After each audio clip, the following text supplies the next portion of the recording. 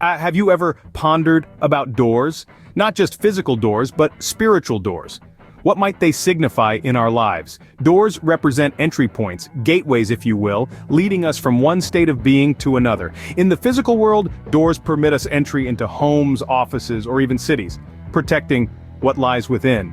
In the spiritual realm, doors serve a similar purpose. They can lead us to experiences, spiritual journeys, or even states of being. Historically, cities were built with walls and gates, not just for the sake of design but for protection. The cities of Jericho and Jerusalem, for instance, were fortified with walls and gates to safeguard their inhabitants.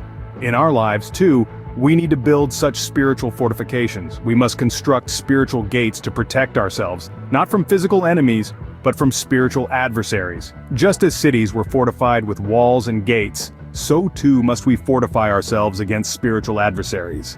Our spiritual journey is often marked by encounters with various spiritual doors.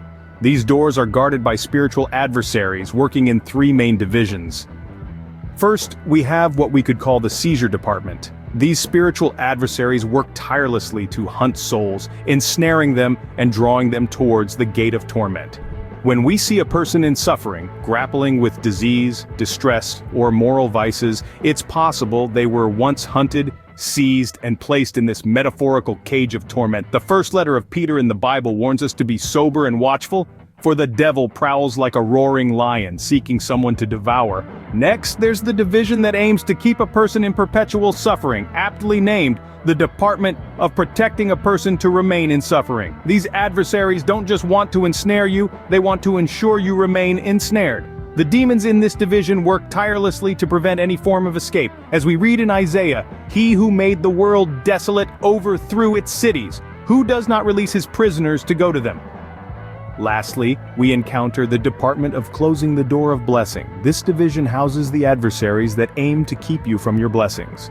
These demons know all too well that a faithful person can be a formidable opponent, and if they fail to ensnare such a person, they will instead strive to obstruct their blessings. They sit at the door of a person's blessings, working to prevent entry. Their goal is to ensure that a person's life is not filled with the blessings that they are meant to receive. Each division serves a distinct purpose, aiming to obstruct our spiritual progression and keep us from our blessings. Yet as we navigate our spiritual journey armed with knowledge and faith, we can overcome these challenges, open the doors to blessings, and step into the life we are meant to live. The spiritual doors in our lives are more than just metaphors. They are powerful forces that can impact our spiritual journey.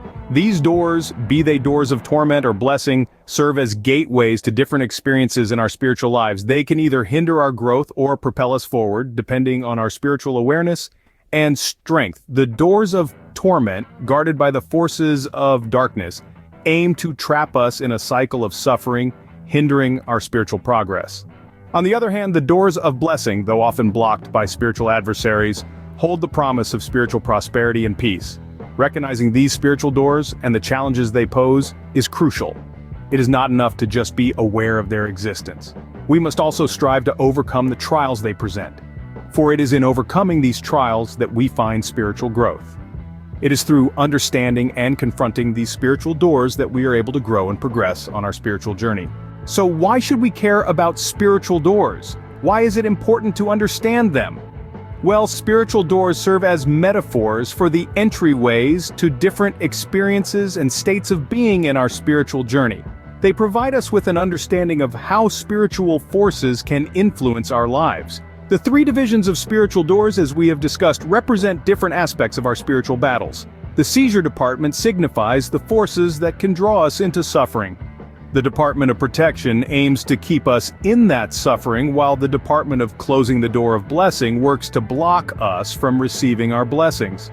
These spiritual doors are not just abstract concepts, but realities that we may encounter in our spiritual lives. It's crucial for us to reflect on these doors, recognize their presence, and confront them. By recognizing and confronting these spiritual doors, we can unlock new pathways in our spiritual journey.